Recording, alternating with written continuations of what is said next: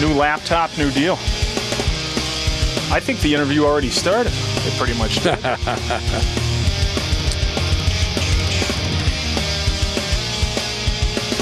Now, with the hat, am I allowed to call you the Heisenberg of hot sauce? I like that. Why not? Why not, Tom? Why not? Is that Jay Desiderio? Yes. I thought so. He created the theme, this rendition by the lovely and talented Roger Pleasant. There you go. Your boy. My boy. Okay. Whoop, I'm switching there. That's enough of that. Welcome to Big Words I Know by Heart, a program of rants, raves, faves, pet peeves, personal vendettas, celebrity interviews, and anything else we can fill the half hour with. My guest today is the founder and creator of Buffalo Wingfest, or the National Buffalo Wing Festival, a Labor Day must for over 17 years now. He bested Bobby Flay in a throwdown chicken wing cook-off in 2007, was named Buffalo Citizen of the Year in 2004, and Tourism Executive of the Year in 2011. He's also appeared on The Today Show, Unwrapped, and Food Wars, among many others. It's my pleasure to have Mr. Drew the Wing King Cerza in the studio. Drew, thank you for being here. Stop. No, stop, please. No, please, stop. No, it's too much. What am I? Am I a pet peeve, or what was I in those as a guest? You, sir, are an ambassador to Buffalo. Oh, I like that. That's nice. Thank you. I think you're one of the most recognizable faces in Buffalo. It's a hell of an ugly face to be recognizable for, but I guess it's one Labor Day weekend. I'm pretty recognizable, that's for sure. Well, Mr. Matt Sampson, the Mighty Matt Sampson, has been to Wingfest every single year for how many years? Probably the past 6 years. And you brought a small water tower today, Sampson? I did, as well as my peach fuzz. I got the Pirate Steve look going on. All right, let's get away from you, Sampson. Drew, let's start this. Are there any more multi-million-dollar ideas in the dark recesses of your garage? And would you mind if I took a look around just in case?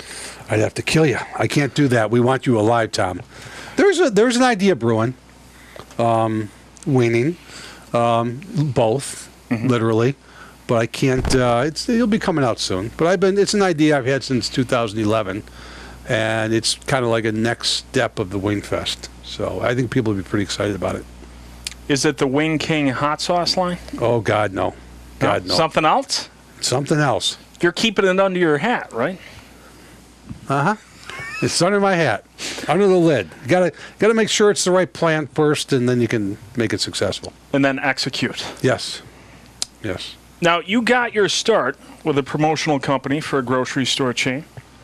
Was there a skill set you developed early on that you learned to apply on a much larger scale with Wingfest? Having the right father. My dad was a pretty cool guy, a very serious business guy, but a great marketing mind. And I spent a lot of time with my dad. I used to go into grocery stores with him when he do store checks. He ran the grocery part of the business for the old Twin Fair supermarkets. I remember that. Yeah, and he was a pretty sharp guy and worked long and hard, but he got me involved and I learned a lot. And I think work ethic-wise and that marketing mind, I think I got that from my dad. So I heard a comment one time, you were the product of the 5 people you hang out with the most. And if you look at people, look at yourself, I think you'll find that's true. And I was fortunate to be around some great people. I didn't even know what your question was, but I just started rambling. You answered the question well. Did I? Oh, that's good. 1 for 1. I have to say, too, I've been to Wingfest. I was there at your convenience. And it's an amazing value. Everything that you get for $1 a wing. I went there with $60. I ate all I would ever possibly dream of eating. Had a great time, and really enjoyed the experience. Well, I appreciate that, Tommy. It's funny when we used to sell the wings for $3 for $2, and people don't realize how much they cost. You don't make money because you got the oil, you got the labor, you got the fryers, and all that. Mm-hmm. So restaurants, I would say, we probably went to $1 a wing, maybe 4 years ago, 3 years ago, and we got a lot of flack for it. But they didn't realize restaurants. They were already at $10. Now restaurants are at $12 and $14, which is $1.20 or $1.40 a wing plus tax. Yeah. Our dollar includes tax. And point being, it's still a good deal. These poor restaurants, it's tough on them. I mean, they sell these wings that are a commodity, no control on the price. So that's why they have to, Buffalo is like a 10-cent wing market mentally. So when we go into restaurants, it's still, but you know what, the better restaurants, they give you a healthy wing, they'll give you a great blue cheese, and they'll treat you well, and I think it's the value you got to look at, not the price. Do you want to throw down some plugs? I have a feeling you do. For restaurants? Anybody. I have to be careful with restaurants. I got to tell you, though, we've got this Buffalo Wing Trail coming out with the local Visit Buffalo Niagara tourism group, and we're going to have a press conference. I believe we just moved to April 12th at the Anchor Bar, and we're going to feature 12 restaurants that serve different styles of wings, and their restaurants have a different history as well. So it's good for somebody coming out of town. Like, for example, the Blackthorn Restaurant out in South Buffalo. One of the oldest places in Buffalo. One of the oldest places. Upstairs is a room with I'm going to call it a fraternity of people that they basically are the people that plan the St. Patrick's Day Parade. Mm-hmm. That's where Tim Russert used to hang out and have his chicken wings. You've got all these different places with cool histories, and that's what we want to showcase when people come in from out of town. That's very positive. Now, do you consider yourself an idea man? A marketing whiz, or a regular guy who gets the job done? Well, those are very nice comments, and I would look conceited if I said I was any of those, but I believe me, I get the job done. But I get the job done because I take calculated risks. I think things through, and I always say an idea starts out as a thought. People always say they have a good idea. It's really a thought. Until you have the execution plan, now it becomes an idea. But I think I've had some pretty good ideas in my years, and I've been fortunate to execute them. And I always partner with different organizations and people, so it's never me alone. I'm pretty good at putting the right people and pieces together to make things successful. That's what it's all about. I think if you're going to put up silos and be a lone ranger, you're going to be unsuccessful in the long run and unhappy. But if you partner and make it win-win-win for everybody, then you've got a good plan. You're successful. With the Wingfest, we've got a lot of volunteers from charities that they get partial proceeds from the festival, like the Alzheimer's Association, Meals on Wheels. We work with the Bills Mafia folks at 26 Shirts. We work with Make-A-Wish. We work with Cystic Fibrosis. Work closely with the city of Buffalo, the Buffalo Bisons, all the media partners that we have, the Visit Buffalo Niagara Tourism Group. There's just so many people that come together to make this event successful. It's not just me. There's a lot of spinning plates there. There's a hell of a lot of spinning plates. And I always say that it's like being a wedding planner where you've got 26 brides and grooms, and they all got to come down the aisle during the course of 6 months or a year, and they all have to be able to say I do at the same time. And for one lucky couple, that happened at Wingfest. It did. We actually had a wedding back in 2006. Unfortunately, it was the same year Hurricane Ernesto came in from the Gulf of Mexico, and we were the aftermath, the rain. We were actually the, what do you call it, the bullseye or the whatever? Eye of the hurricane? We were the eye of the hurricane, the aftermath rain. We had 3 inches of rain. Rain like a son of a gun, but we got them married on the main stage. We threw celery and carrots instead of rice, and they actually did it because they actually had their first day at the Wingfest, so they figure why not get married at the Wingfest. That's romantic. It was beautiful. I get tears in my eyes. If I still had a love life, I could relate. Linda Harrington, that's the gal's name. Really nice gal. And I have to ask you, flats, drums, or those weird mystery pieces of chicken at the bottom of a KFC bucket? I'm an equal opportunist, but I have to be honest with you. I'm having more fun with the flats. Interesting. You just got so many different options. You can split, you can skin, you can slam, go in. There's so many different ways. You get a little more meat. They soak up the sauce a little bit better. Oh, they are a sauce soaker. You're right, Tom. There's more sauce on them. I'm just having more fun. And I'm finding people are okay with that. I'm watching them eat all the drumsticks. I'm like, this is good. I think drumstick is the part of choice in Buffalo. People like the drums. I think you can get more blue cheese dressing on the drums. Food for thought. As opposed to the other dressing that we don't discuss. Which we'll get into shortly. Yes. Tell me a little bit about your Buffalo Wing King food line and whether or not it will include an insane habanero and ghost pepper sauce that will leave me crying and praying on the toilet simultaneously. Well, you mean the now defunct sauce line? It's not going through? Well, it's funny. Everybody says you got to have a sauce line. You beat Bobby Flay with the sauce and this and that. So great guy, Mario Pellicano. He's off South Park Avenue. And he's a guy who gives smaller people an opportunity to do what we call short runs. You know, most of these sauce makers, you got to make thousands and tons of cases. Mario will let you do a shorter run. So I did a short run. And it's just very expensive to get on the grocery market shelves and things like that. And it was a great it was a great thought. And I went with it, but I used them for promotional things. So it really worked out well. But yeah, you got great sauces like Frank's Red Hot. You've got Sweet Baby Ray's barbecue sauce. There's those plugs. Yeah. I just, there's just some that are just, Frank's was the original sauce in '64, and there's just sauces. Why bother with it, But I do make sauces sometimes and take them to parties and things. I do a annual thing at Forest Elementary School in Williamsville, the second grade class. They've got like 120 kids. They take them on buses around the city of Buffalo one day and teach them about the architecture and the different gems we have down, take them to the Naval Park. And they learn about downtown, and then I come in with chicken wings and we do a little wing thing. And it's really good for the kids. So, I'll bring sauce to something like that. And you brought Bobby Flay down with a bourbon barbecue, correct? Of your own devising? Yeah. It was fun. It was the throwdown in the old days. Now I think it's called Beat Bobby Flay, but it was a newer show back then. It was only the second series, and what the Food Network does, they call you and say, hey, we hear you're pretty good with wings. We're going to feature some regional foods on a new show. We want you to do a pilot to see if you'll be part of the first show. That's great. If you're really good, you can host the show. Okay. So I'm thinking this is great. So they come in and we go filming all over town. I make wings here and there, and next day, the second day, they take me to the Anchor Bar. All these people are there in the morning, and they say free wings and beer for everybody. I'm making wings, and in walks Bobby Flay. Sneak attack. And there it was, and it was a lot of fun, though. I mean, it was like a 4-hour production, and it was neat. It was Take Your Daughter to Work Day.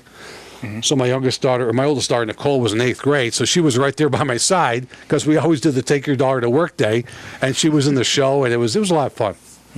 Sampson, as a regular attendee, you have to have a couple burning questions. I'll let you get one out. Of course.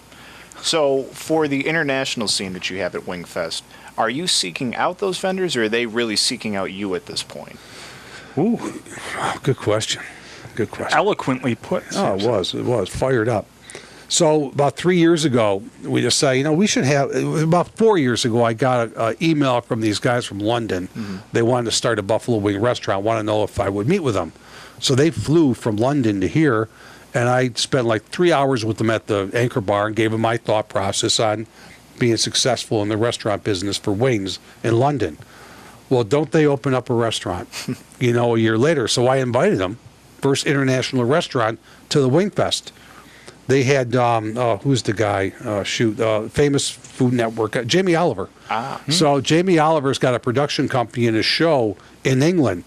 They bring Jamie Oliver's crew over, and they film the whole thing as an experience.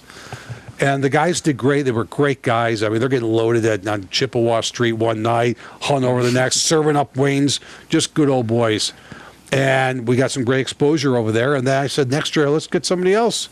And don't I get an email from Australia? So I get these guys, the King of Wings from Australia. They came in the following year. And then I get an email from these guys from Mexico. And these guys from Mexico came last year.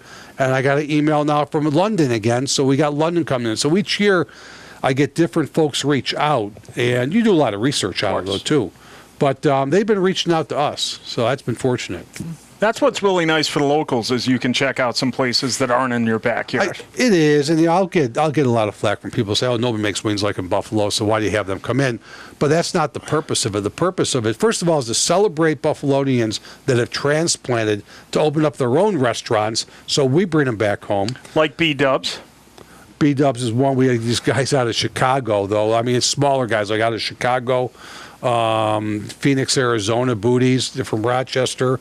We had guys down in Florida, Charlotte. But celebrate them. But also, these restaurants bring a sauce with their regional flair, so it's a little bit different twist on the wing. And I think that's what's fun about it. And just these folks are so proud to be here because it's their industry, Buffalo wing, chicken wings. Oh, yeah. And they call them Buffalo wings from outside, but.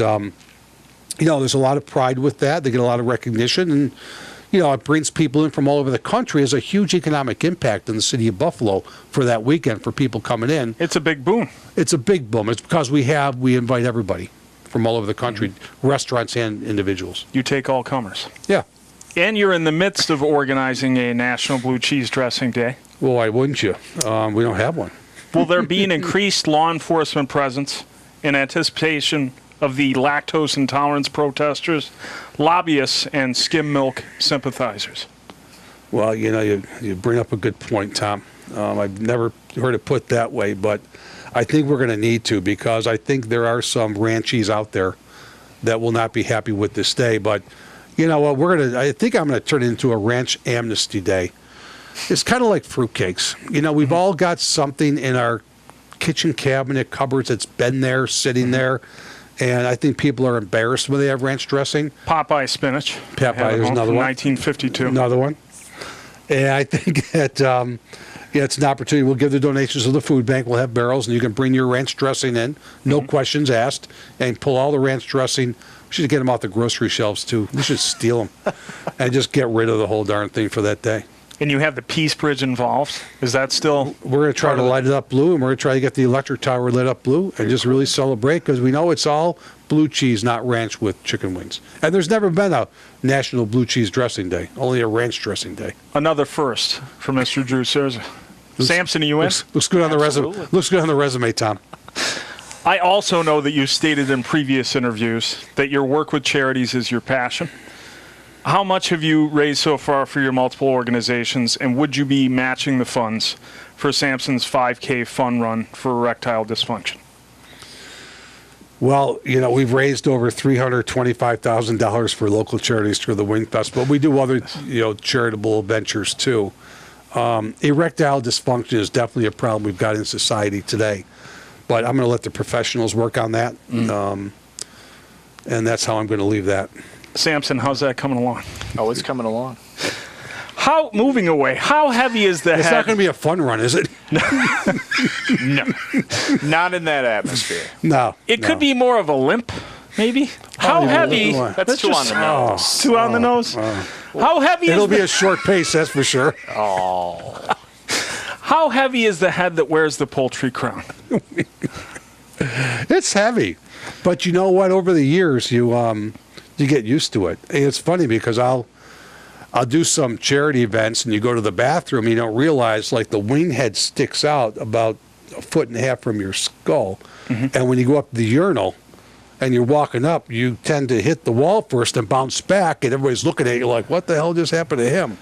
So you have to get, I rarely cap it. I turn it around when I go to the bathroom. But it's good when it rains out. If it rains, stay dry. People throw things at me. It's a protector. To go to a Bills game or something like that, you're protecting. But it's a beautiful piece of equipment. It's beautiful, you got to admit. You're working full-time plus. I think people have the impression that's all you do once a year, and it's year-round. You're doing the interviews.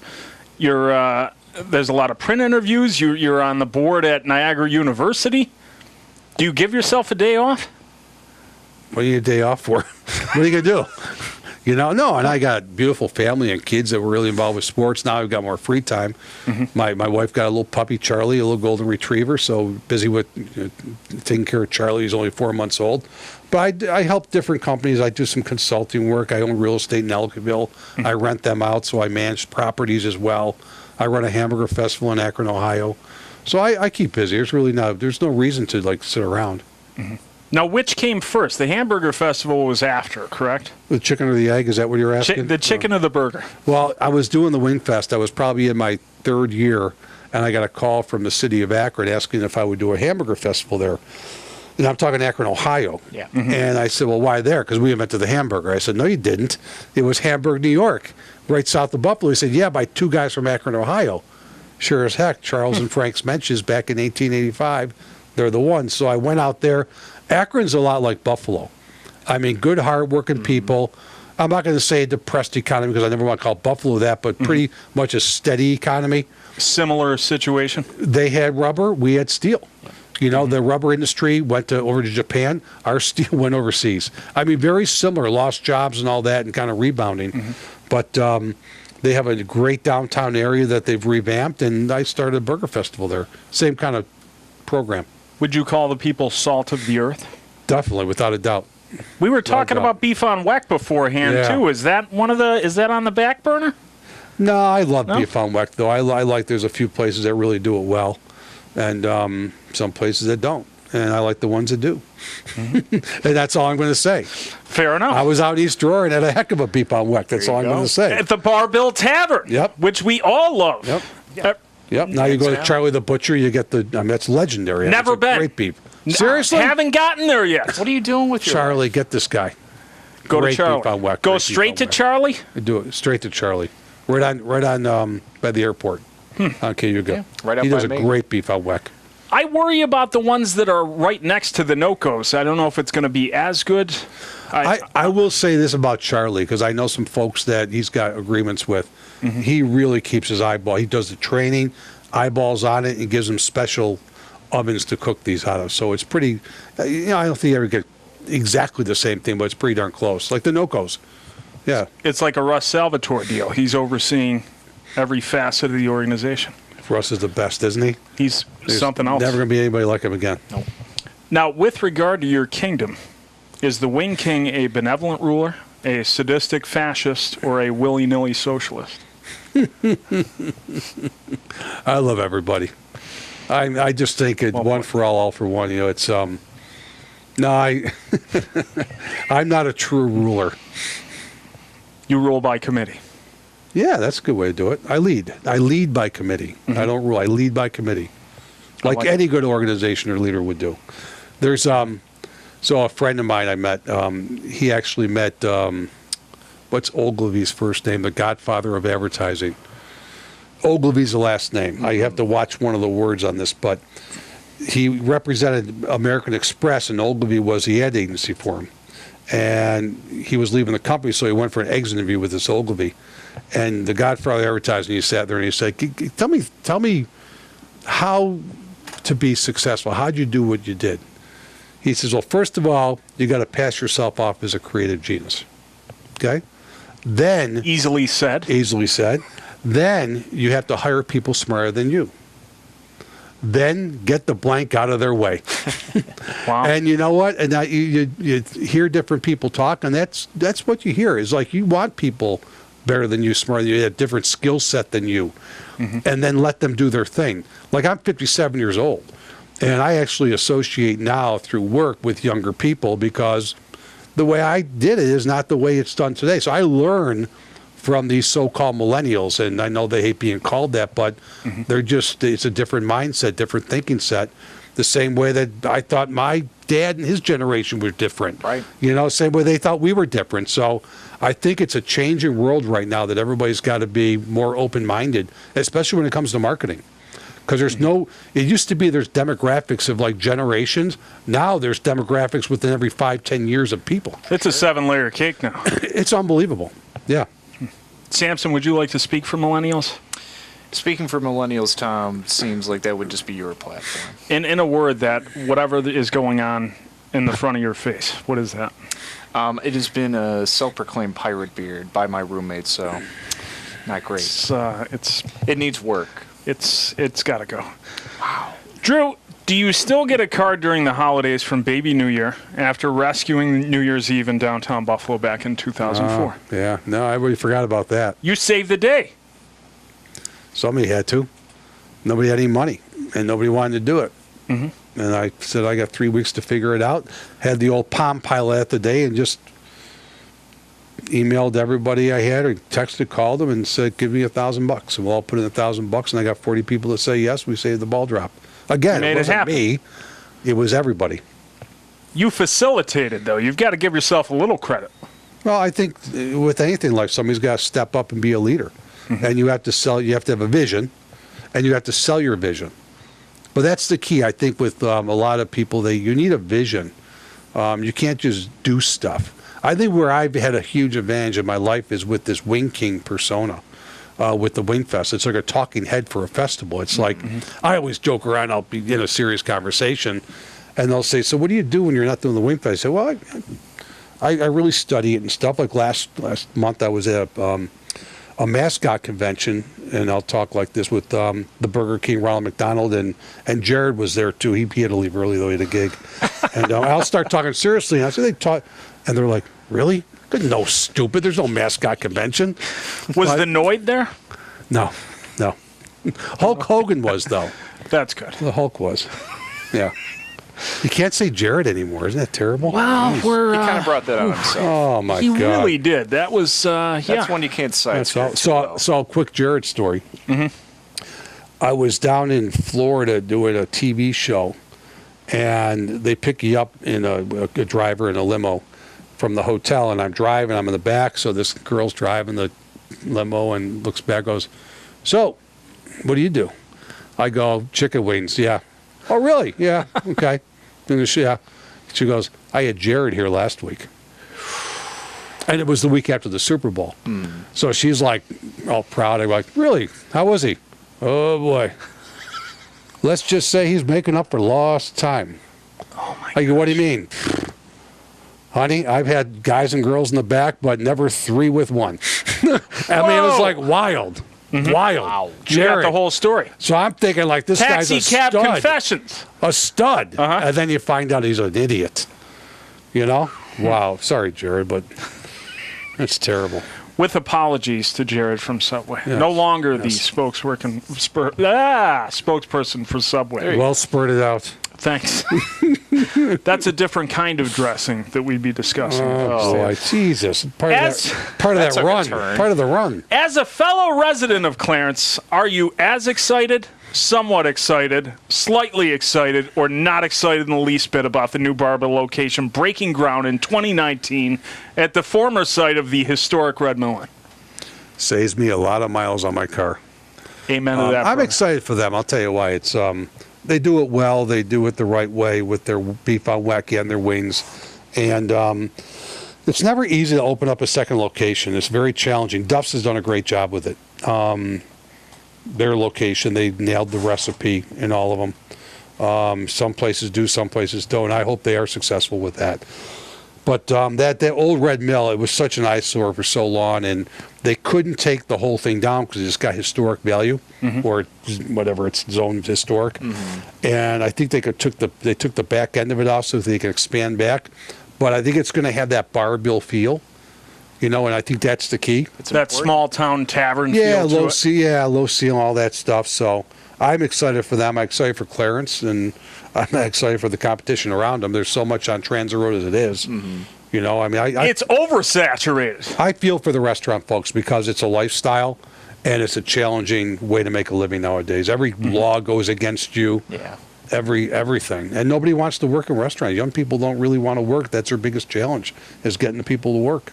I think to say to yourself, I'm going to open a new pizzeria in Buffalo is suicide. It's insane now. It's crazy. Yeah, it is. It's a tough thing to do. It's, you know, kids nowadays, they want to either be a CEO or entrepreneur. If you gave a list, that way I want to be a CEO. Straight to the top. Or an entrepreneur. Yeah. With no effort. Yeah. No. Freelance. Yeah. Yeah. The kids these days don't even get me started. But they're not all like that. We're kind of being facetious, but no, they're it's a different mindset though. It's a different mindset. You know, I think our generation's guilty of making them feel that way. Oh, you go to college, you'll be anything you want to be. Anything you want to be. Yeah, it's to give everybody a trophy generation. Come on. That's exactly what it is. Sampson, you went to college for 15 years. Well, 5. What did that get you? 5? It got me a nice piece of paper and a job. We have time for one more question. As an advisory board member of Niagara University's Food Marketing Center of Excellence, you gave a symposium on responsible social marketing. Does this program fall into that category? Responsible? I would think so. I think we took it to the edge and stopped. Stared into the abyss? People are going to be Googling that run, though, I'll tell you that. No, I think socially, I think you've done a good job. I think it's fun. I think you guys, this is great. I didn't know what I was getting into. I'm like, I pull up and I'm like, what the hell is this? And I walk in, it's like, oh my God, it's like Mission Control. This is awesome. But no, you guys do a great job. And this is fun. I'm glad. This is a lot of fun. It's like sitting around your kitchen table with some funny things on yours. It's like Charlie Rose, but not. Oh, Charlie, another one. He's in the Matt Lauer Hall of Fame. Whoa! That Drew? is not my Hall of Fame. No. I thank you for being here. Hey, thanks for having me. Sampson, I don't know what to do. He's going to shave right now. Yeah, I guess so. It's